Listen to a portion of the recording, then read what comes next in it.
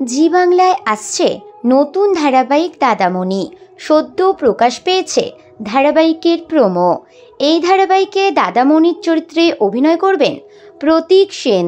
উড়ান ধারাবাহিকের পর জি বাংলায় নতুন রূপে ফিরতে চলেছেন তিনি। ইতিমধ্যেই তার নতুন ধারাবাহিক দাদামণির প্রোমো সামনে এসেছে। প্রোমোর শুরুতেই দেখা যায় প্রতীক সেন পুকুরে স্নান সেরে ভেজা গায়ে প্রণাম করছেন।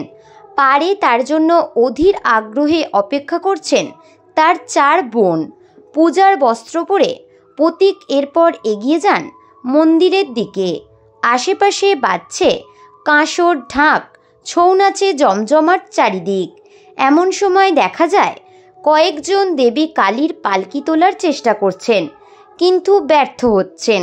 তখন প্রতীকের এক বোন বলে ওঠে, পারলে দাদামণি তুমিই পারবে।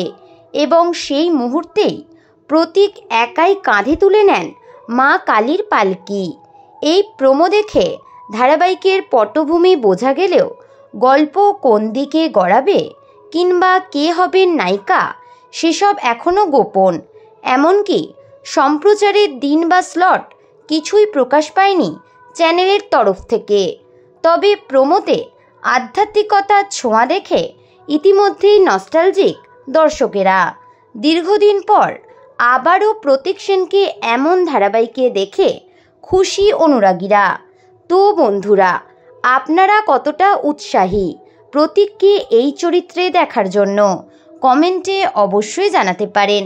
বিনোদন জগতের এরকমই নতুন আপডেট পেতে আমাদের চ্যানেল টলিটাউনকে সাবস্ক্রাইব করে পাশে থাকা বেল আইকনে ক্লিক করতে ভুলবেন না।